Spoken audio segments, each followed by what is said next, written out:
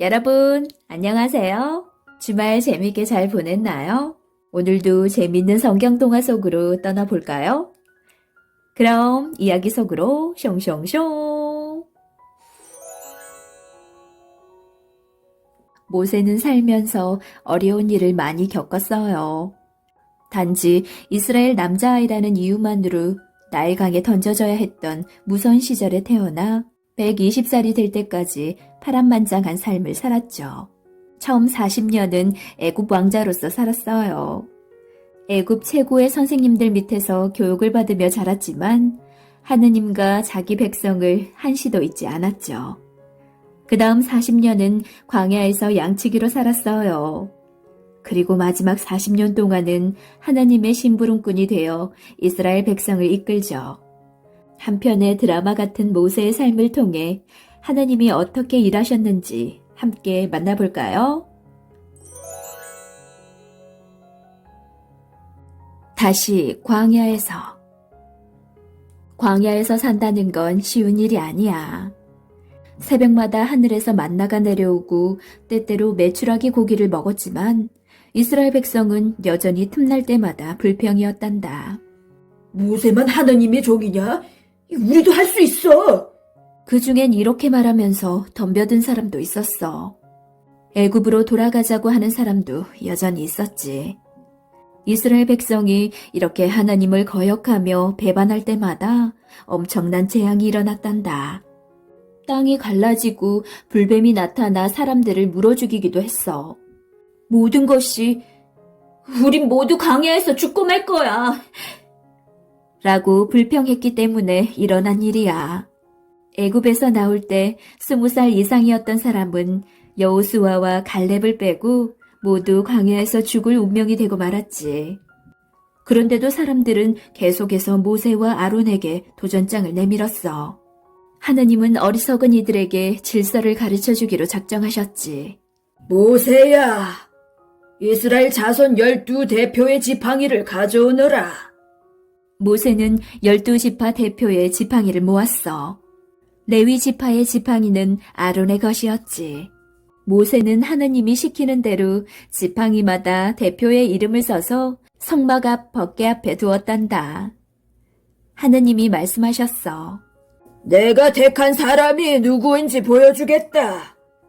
내가 택한 사람의 지팡이에서는 새싹이 돋아날 것이다. 지팡이에서 싹이 날 거라고? 이스라엘 백성은 하나님이 어떻게 하실지 몹시 궁금했어. 이튿날 성막 안으로 들어간 모세는 깜짝 놀랐단다. 아론의 지팡이에 움이 돋았을 뿐 아니라 싹이 나고 꽃이 피고 살구나무 열매까지 맺혀 있었던 거야. 하느님이 말씀하셨어.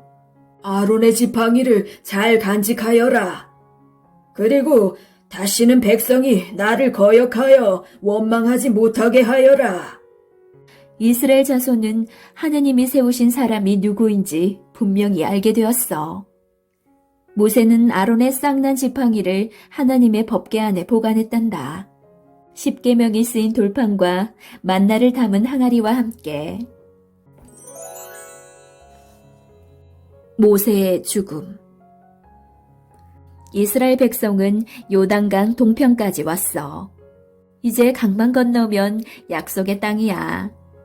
모세는 그 땅에 너무너무 가고 싶었단다. 하지만 모세는 가나안 땅에 들어갈 수 없었어. 너는 그 땅을 바라보기만 할 뿐 들어가지는 못할 것이다. 하느님이 이렇게 말씀하셨기 때문이지. 하느님, 저도 가나안 땅에 가고 싶습니다. 들어가게 해주세요. 모세가 간곡히 부탁했지만 하나님의 대답은 변함없으셨어. 그만하면 됐다.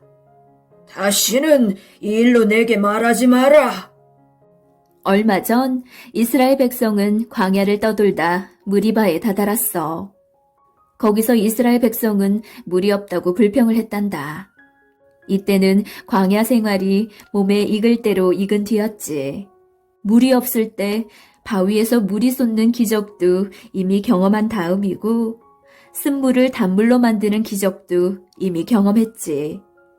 그런데도 이스라엘 백성은 왜 이렇게 고약한 곳으로 자기들을 데려왔냐며 모세에게 따졌어. 이 모습을 보신 하느님께서 모세에게 어떻게 해야 할지 알려주셨어. 모세야, 저들이 보는 앞에서 바위에게 명령하여라. 그러면 바위가 그 속에 있는 물을 밖으로 흘릴 것이다. 모세가 백성들 앞에서 목소리를 높였어. 이 불평만 일삼는 자들아, 우리가 이 바위에서 너희가 마실 물이 나오게 하마. 모세는 화를 내며 지팡이로 바위를 2번 쳤단다. 그랬더니 물이 콸콸 솟아나왔지. 그런데 하느님은 바위를 2번 치라고 하지 않으셨어. 그저 바위에게 명령하라고 하셨을 뿐이지. 하느님이 모세에게 말씀하셨어. 모세야, 내가 내 말을 듣지 않았으며 나의 거룩함을 이스라엘 백성에게 나타내 보이지 않았구나. 이 일로 너는 가나안 땅을 멀리서 바라보기만 할 뿐 그 땅에 들어가지는 못할 것이다. 하느님께 불순종한 죄로 모세는 큰 벌을 받게 된 거야. 사실 모세는 이미 40년 전에 가나안 땅에 들어갈 수 없다는 판결을 받았어. 이스라엘 백성이 정탐꾼들의 말을 듣고 원망했을 때 말이야. 그때 여호수아와 갈렙을 뺀 나머지 사람은 아무도 가나안 땅에 들어가지 못할 거라고 하느님이 말씀하셨던 거 기억하지?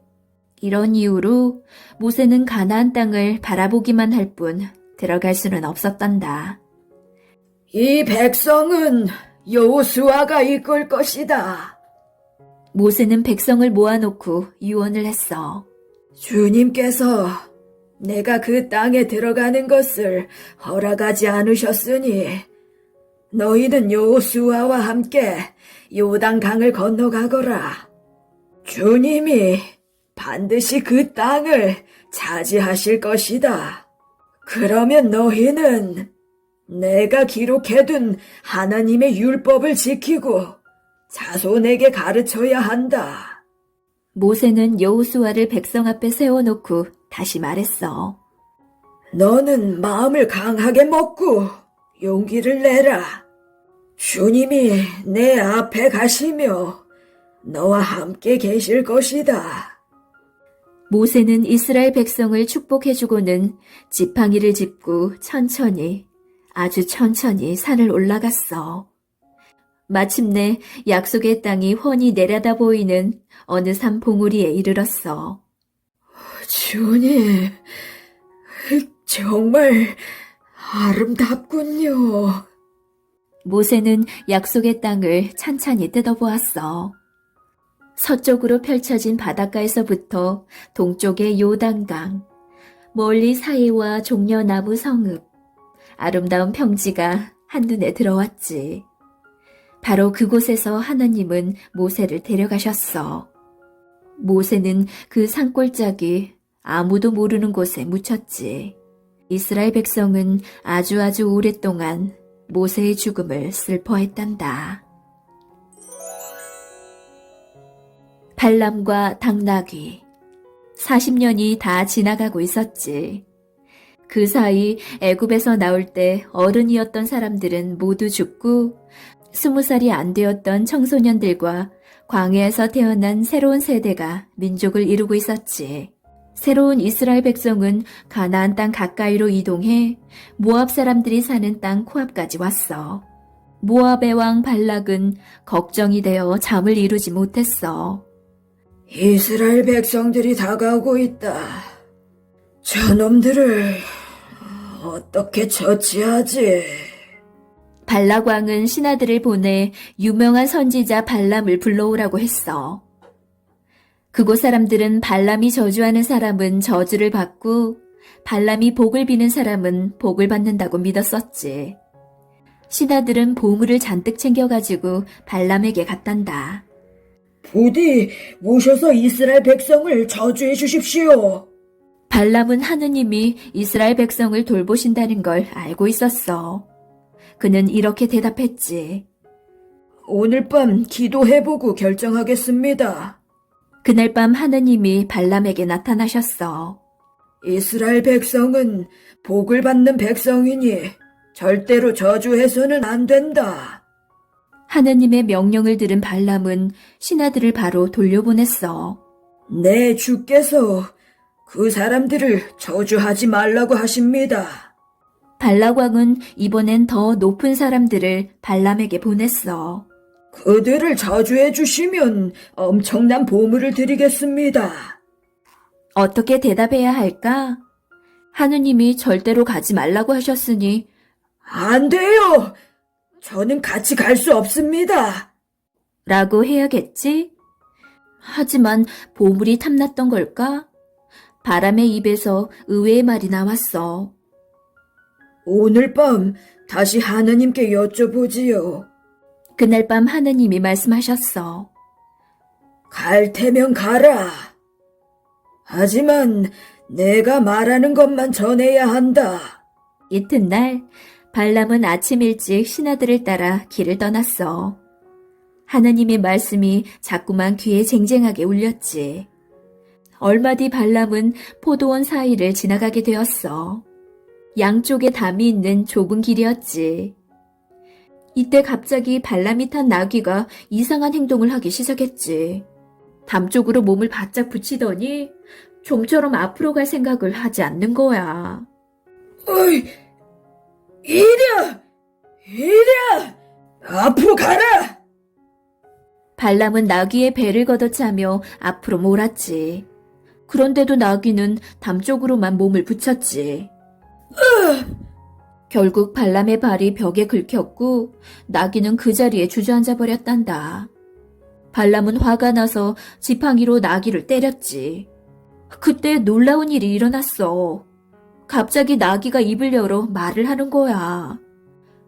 왜 저를 때리십니까? 발람은 너무 놀라 그만 자리에 얼어붙을 뻔했어. 주인이 가라는데 왜 가지 않고 날 놀리느냐? 나귀는 억울해 죽겠다는 듯 눈물을 흘리며 말을 이었어. 제가 언제 주인님의 말을 안 들은 적이 있었습니까? 지금까지는 없었지. 그런데 왜? 발람은 얼떨떨해하면서도 어느새 나귀의 물음에 대답을 하고 있었어. 이때 하느님이 발람의 눈을 밝혀주셨어. 발람이 보니 한 천사가 칼을 들고 자기 앞을 떡 가로막고 있었지. 나귀는 벌써부터 천사를 보고는 앞으로 나아가지 못했던 거야.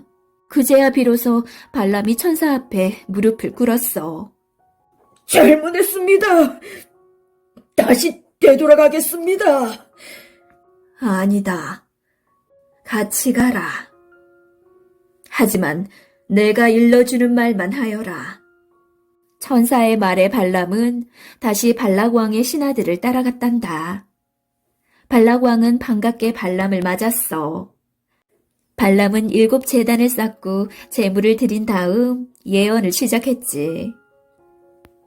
이스라엘은 하나님의 백성. 누가 그들을 막을 수 있으랴? 발락왕은 불같이 화를 냈단다.